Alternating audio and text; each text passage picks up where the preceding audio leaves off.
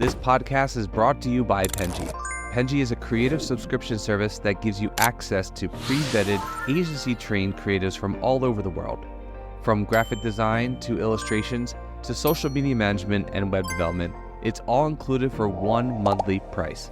It's time to say goodbye to the hassle of searching for top-notch creative talent. With Penji, you get quality and consistency delivered right to your inbox every day.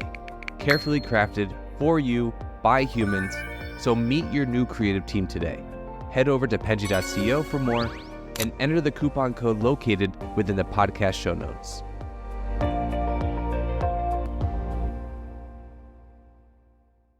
Alrighty. Hello, everyone, and welcome to the Fully Managed Podcast, the podcast where we discuss marketing and business tips to help assist you on your business journey. I'm your host, Shannon, Penji's Partnership Coordinator, and I'm joined here today with a very special guest, Emily Lyman from Branch and Bramble. Thank you so much for joining me today. I really appreciate it. It's lovely to be here, Shannon. Thank you for having me. Thank you. So could you start by telling us a little bit about yourself, your journey up until this point, and anything that you think is relevant to share about Branch and Bramble and anything in between? Yeah. So I don't know. I'm a marketer by trade and by heart, I guess you could say. That I fell into marketing, but absolutely loved it. So quit the world of finance and investing. And I was like, Beautiful. I'm going to go do something else. And so found myself as an in-house marketer for large publishers, WeWork, etc. I've kind of run the gamut on a lot of big brands.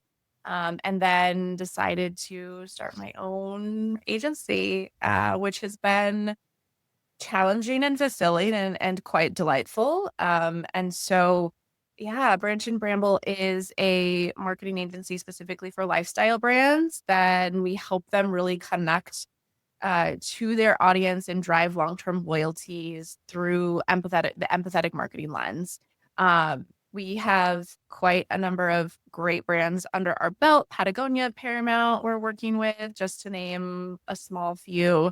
And most recently, I guess, and probably honestly the most interesting thing about me is that my husband and I recently moved from Brooklyn to the Catskills and bought an 8-room bed and breakfast and became chicken parents just because we inherited it through the land sale and started on a whole new journey that way. You didn't mention the chicken parents thing earlier. I'm a reluctant chicken mom. Okay. Honestly, they're very stressful because I never know what they want or need. I'm doing a lot of research all the time. I'm like, I didn't know roosters needed their cones Vaselined in the winters and like all that stuff. So it's stressful.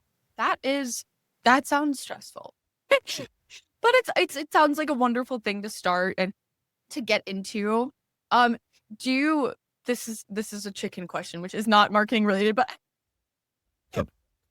love it. Let's do it.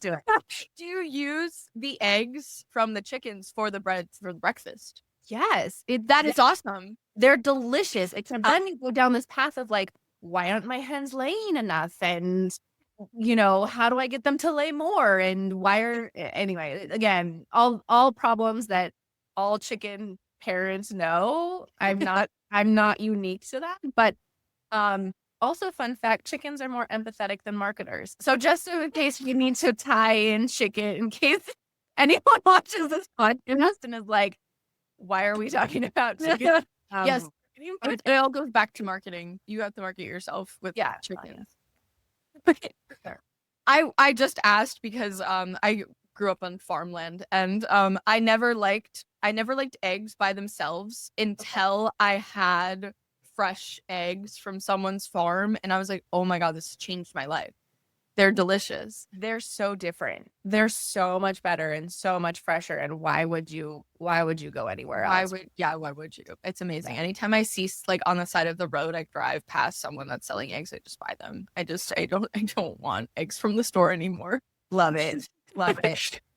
Anyway, transitioning back to marketing. Yes. You said that there were a lot of challenges having Branch and Bramble become what it is. How what was the biggest thing? How did you tackle it? Like any advice that you might give when someone's starting their own agency? Man, it's lonely at the top, and it's not. That sounds so conceited to say, right? Not even just the top of like, the best agency, but just you're as a business owner, all decisions rest on you, right? The buck stops with you, kind of thing. And so, it can be very isolating. It can be very motivating. It can be very fulfilling. But I would have to say, for business owners who are starting out, man, build up your community and almost like a board of advisors, and really have sounding boards that you trust and can go to just to bounce ideas off of and talk out, your thoughts, because, that's not necessarily always something you can do, with everybody within your business realm, like your team, et cetera, right? As being a leader, yes, you want to be vulnerable, you want to be transparent, but at the end of the day, there's still aspects of being a leader that can be really lonely, and having those sounding boards in that business, that board of advisors, can be really, really helpful. Yeah, for sure. There's definitely people that you should be able to trust, because I think it's very difficult for anyone that owns a business company, whatever it may be, to get out of their heads. Yep. Mhm. Yep. 100%. People that'll give you good opinions on different things that you're lost in or maybe Yeah. need help in. Yep. How were you able to build your team? Yeah, I've been very fortunate to just adore my team. I love working with them every single day. We are scrappy, we are imaginative and creative, and really fucking kick ass at our jobs. And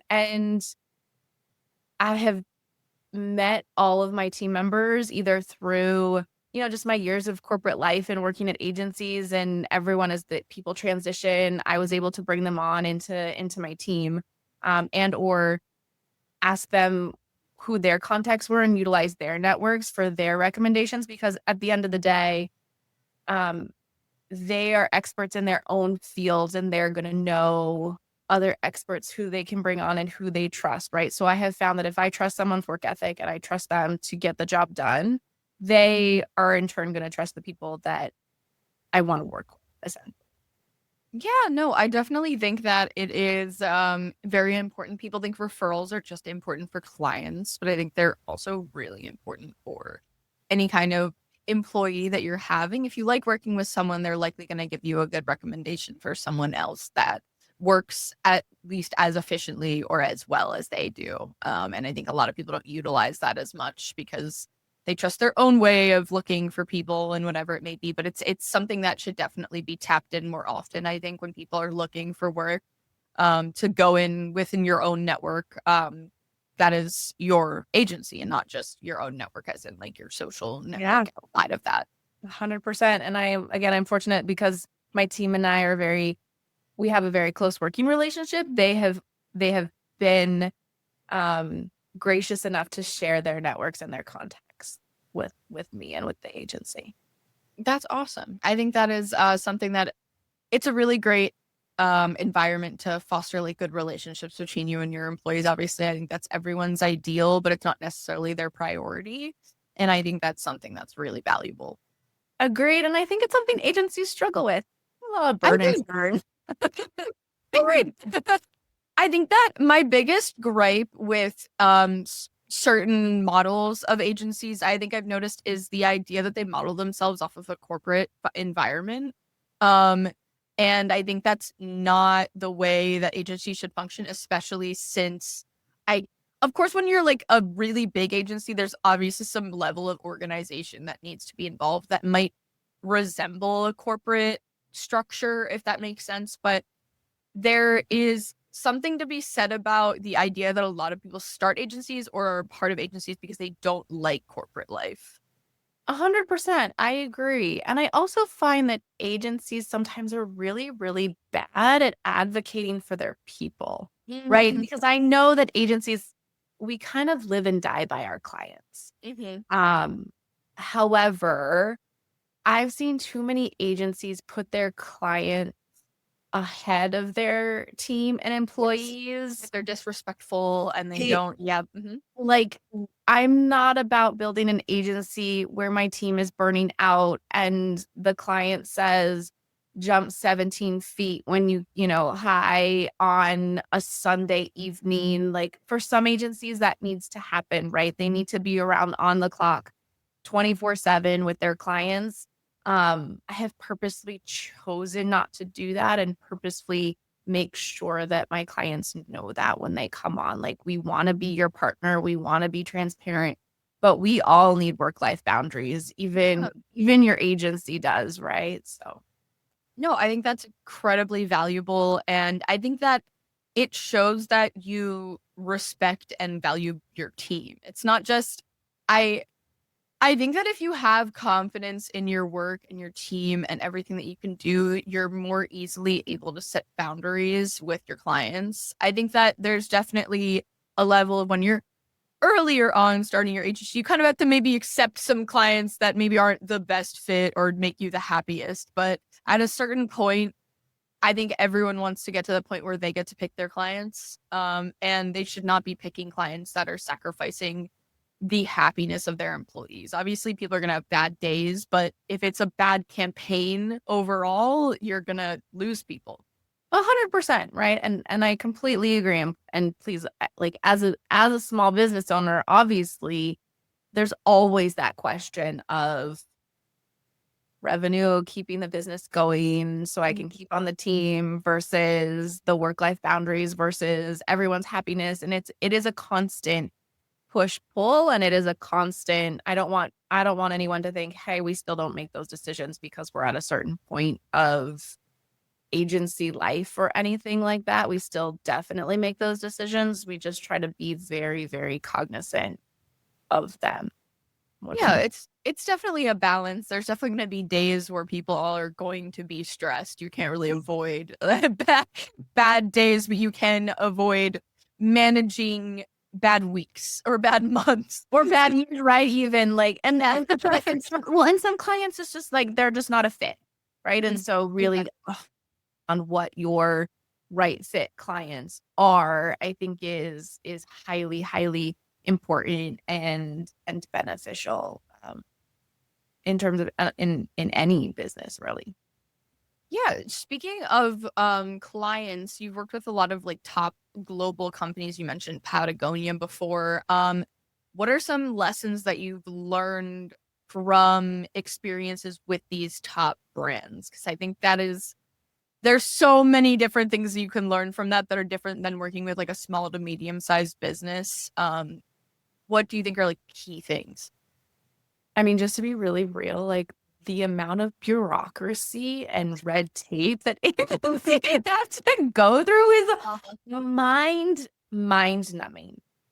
But it kind of goes back to fit, and not every, I think agencies, and this is what I felt too when I was started, right? We have these like goals, this big ring, like, oh, I just want to get the big brands, the big brands. And you chase after them and you chase after them, and then you realize, oh, they're not a fit for me as an agency.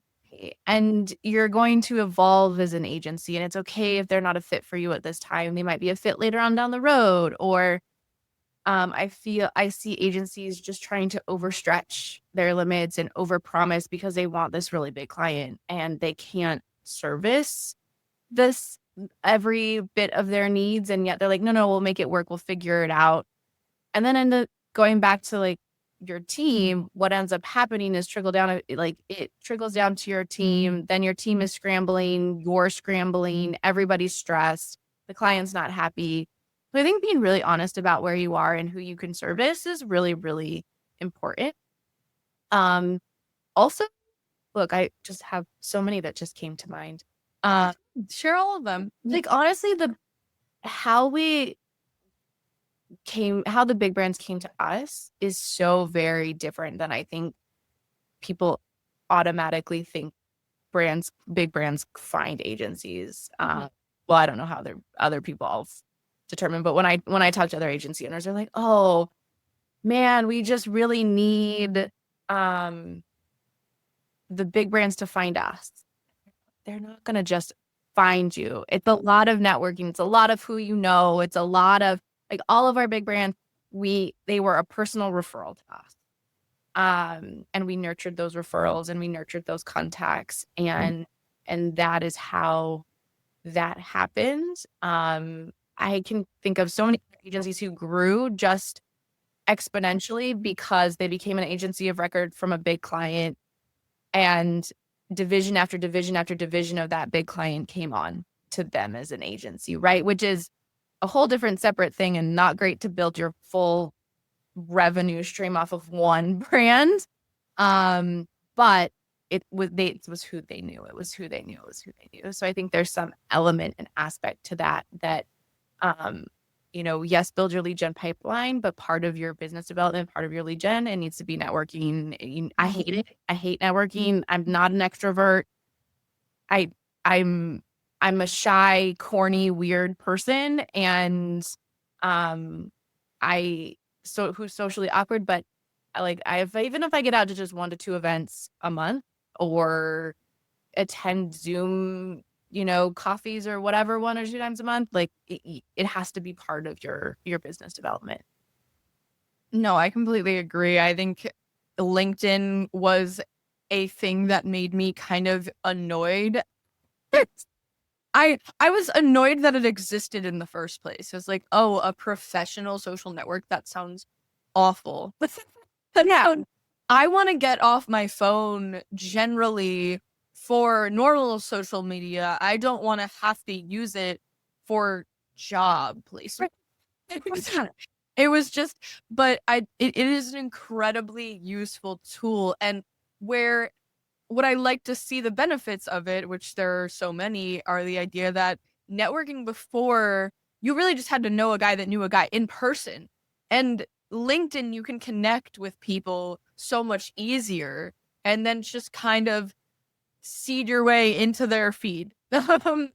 Yes, 100%. And we've also gotten a ton of leads through LinkedIn, right? Because of the content, not that that the agency is posting, but also that I'm posting, that our team members are posting, et cetera, et cetera. So it really ripples out. And people do really trust a brand, I think, more when they think they know the person that runs the brand. I think that LinkedIn is super helpful in kind of harboring trust and transparency. I do like to see, there is some things on LinkedIn that I read and I'm like, oh my God, I cannot believe someone posted this on a professional platform. But there are very nice, transparent things that I see on LinkedIn that I really love to see in professional spaces where people are being honest about how they're struggling, or that things aren't always easy to do, especially in agency life. I think a lot of people like to be this higher than thou personality, like nothing goes wrong, my life is so good, this is my day-to-day, blah blah blah. And that's so not true, and I think everyone that's involved in agency work knows that that's not true, and there's ups and downs constantly, and LinkedIn is a great place for people to be transparent about that, and so that people trust them and know them better, or feel that they know them better. 100%. Work with them. Yeah, I mean, well, my chicken content, some of my top LinkedIn content. That's awesome. No, you said I didn't see it, but if you do post it, you should post it more. You should post your thing. What? Yeah. I'll try. I have a few more in my in my back pocket. People will get that comforting vibe from you, and they'll be like, yeah. Or I like. I think my top post was how chickens are like marketers, and I asked ChatGPT, and it came up with great responses. I do, but I think that that's truly, especially doing lifestyle brands, I think that you're doing things that are small businesses, medium-sized businesses, large businesses that are attracted to doing things outdoors. I think that that's a great way to market yourself. Oh, love it. But yeah, I really appreciate brand leaders, I guess, so to speak, that are more transparent on things like this, because I do think that attracts people to them, and makes them feel more likely to trust them. And speaking of trust, I think that's a big thing, especially for big brands to have to do with agencies. I think small businesses as well are maybe more willing to take the risk if the reward is high. But how do you harbor trust and transparency with your clients and make sure that they know that you're, going to be working the hours that you promise and delivering on time and all the jazz? That's a great question, especially because we're a fully remote agency.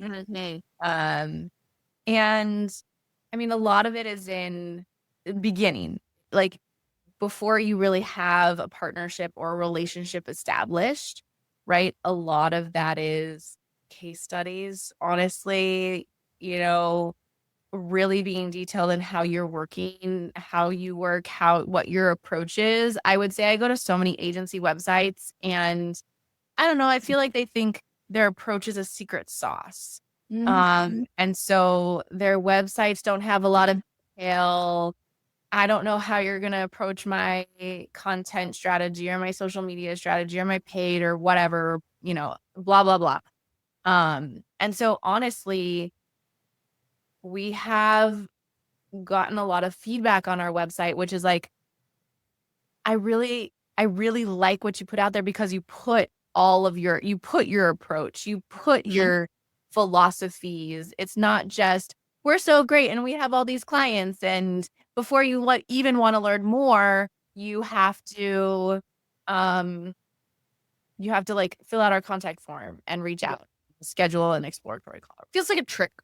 Correct. It does. It feels Mhm. and some of the best advice as I've been building my agency that I've gotten from another business owner is be interested, don't be interesting. Or sorry. Yeah. Yeah. Be interesting. Okay, we have what? Oh my God. Okay. Important to showcase that you're But yeah, I mean, it's fine. We can keep it in. I'm not saying want to keep it in. Be interesting, not interested. Okay. Feels weird, but it's basically like I'm giving you all this content. I'm creating all this valuable information for you that you can access for free. Think of it as white papers, downloads, helpful information that you can just have. Just take it. My team is experts. They've created it. Here you go. And then I'm not interested in selling you my business. Yep. Right? That's where that crux comes from is everyone is in it. I get it. Everyone gets it. Speaking of LinkedIn. Hey, I'm so excited about, I love how you do your thing, blah, blah, blah, blah, blah. Let's connect. And then you connect. And as soon as you're like, I can sell you on this, and this product. Like, I'm not here for it. Yes. I don't have the time to waste for that. And so as an agency, we don't want to do that either. I don't want to do the hard sell. I don't want to do only transactional relationships. And I think that also helps is by truly connecting with those in your network, those who you come across with a true bent to be helpful, not just a what can you do for me mindset. And I know people have said that a lot before, but I have found that to be truly, truly beneficial and work. And then once you do get into that relationship, because we are a fully remote team, then that's what comes from your response times, right? If I can't get to your thing by the time we agreed or whatever, or even 24 hours, I'm going to tell you, hey, I see your email. I've responded to it. I'm going to get to it by this date. It seems so little, but I am flabbergasted by how many people and businesses and agencies have poor customer service and poor communication. Like email is an art, folks. Let's just understand that it takes a long time to craft a very good, very helpful email. And we just showed that time and time again, we put that effort into our comms. And we try to be very anticipatory of what our clients need so that we're going to them and offering solutions before they even have to ask for them. No, I definitely agree with the idea of providing value to your leads or not leads, just people. Because People. yeah, just people, because I think that that that does attract people to you. That it is not just a people know when they're being sold to. Like, people aren't stupid, especially if they're already in this world. They know. It's and even if they don't know, if they feel like they've been tricked into a sales position, they're going to be uncomfortable. It's not going to leave a good taste in their mouth. So you want people to come to you because you've provided them value. And I think that's really important. I think that it also isn't a comfortable conversation for you to be like, hey, by the way, it's just, you want to be able to help in any way that you can. If you can provide help, people will feel this is a helpful person. I want to use their service because I feel like they've been helpful in the past to me. And that is a better connection than this person, I might need this right now, but this person kind of didn't really consider my personal needs, and therefore I don't know if I want to be associated with them. I think it's just like people want to feel cared about and that they're important and an individual. And I think that isn't always considered when people are doing outreach or sales or whatever it may be. Their sales strategy should be personalized. And yes, that's difficult, of course, especially if you're doing it for a number of people. And you did say it, emailing is an art. It is, especially getting people to respond to it. I think maybe so many years ago, maybe it was easier because everyone opened everything, but now people are very overly concerned about spam and all of these different things, and they don't have time to waste on an email that isn't going to provide them value. Agreed. 100%. Yeah, it's a very difficult balance too, because I think that you want to get your message out there in a way, but you also want to provide value, and it's very difficult to craft something very specifically for that purpose and for people to believe you, that you're not selling to them even when you're really just not. It's just soft sale or whatever it may be. Even for the podcast, when we do outreach, I think a lot of people are concerned because a lot of people charge for their podcasts, and that's why they do outreach. We don't do that, but I think a lot of people, their first thing they ask, I get it every time, is there a price for this? Is there a blah, blah? I'm like, no. I think I asked you that. I know. And that's such a normal question. It's not a dumb question. It's very, like, most people are concerned about that. I completely understand it. And I think a lot of people might just ignore our email because they assume that it's something like that. And so we have to craft our emails in a certain way that make people trust us off the bat, or at least ask the question of, is there a price on this? And it's difficult sometimes because people have been burned so much in the past of wasting time on something that they don't want to do it in the future, and they're overtly wary about what they're opening and what they're actually going to read into, because reading an email, even though it might take 2 minutes, it's still, you could be doing something better with your time. I think especially agency owners specifically stretched for time want to not open an email that's useless to them. Yeah, 100%. God, I keep saying 100%. I'm gonna make no, I have the same. I'm gonna make the editing team one day as like a goof edit all of my responses, because I think I go, yeah, totally, and or no, yeah, no, yeah, no, yeah is the biggest one. Is Love it. So don't worry, I have my cues.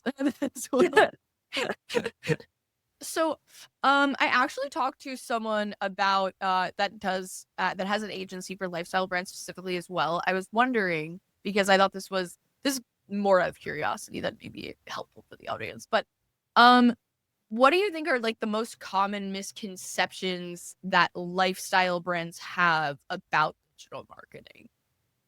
Ooh, that's a really good question, and not where I thought you were going. I get a lot of like, can you define lifestyle brand, and what does a lifestyle brand mean? And I was like, I mean, lifestyle brands often don't even know they're lifestyle brands, honestly.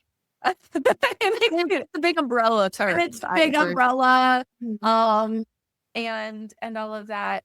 But honestly, this is gonna sound really bad. I hope none of our clients are listening. Sometimes I think lifestyle brands are a little too. They're drinking their Kool-Aid a little too much. Like they think that they have this, because a lot of them do, right? They have this awesome brand story. They have a really, really strong brand purpose. And they're like, well, obviously people are going to come to us because of that. We're going to find everyone under the sun who thinks the way we think, and they're going to find us. And they think that digital marketing is just this, you flip a switch and then people will find you once you start to post your blog, or once you put out paid advertising, or once you do an influencer campaign. And they sometimes don't understand the need for consistency and right, like creativity is obviously necessary and needed. Marketing chops, yes, but the biggest missing component that I see from a lot of clients is consistency. You have to keep at this for 6 months or longer. That's not to say you're not getting leads or et cetera, but in order to see really true marketing change for your brand and to really build a loyal following, it takes time if you want to do it right. Yeah, that makes complete sense, especially for lifestyle brands. When I think of them, maybe it's the umbrella term, so of course not all of them might warrant this, but I do think that trust is so vital for lifestyle brands specifically, because it's not always this very provable thing, if that makes sense. Like, there's other businesses you can kind of see like, okay, this is definitely going to be helpful to me and to work, but lifestyle is kind of in that gray area of like, this isn't necessary for me, but I could use it, like, if that makes sense. And I think that is probably more difficult and needs longevity to market, because people need to have it at the forefront of their mind to even want to try it. Right. Well, and you're asking people to often pay a premium too, right?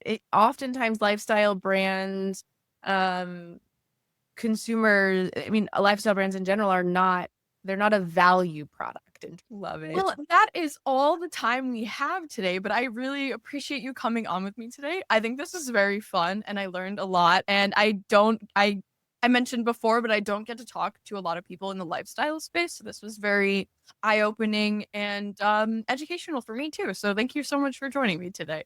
Shannon, it has been a true pleasure. Thank you. Thank you. And thank you everyone for watching or listening. Don't forget to check out other episodes to learn more, like I get to do every podcast, which is my favorite thing. So thank you so much and have a lovely day. You've been listening to Fully Managed, brought to you by Penji.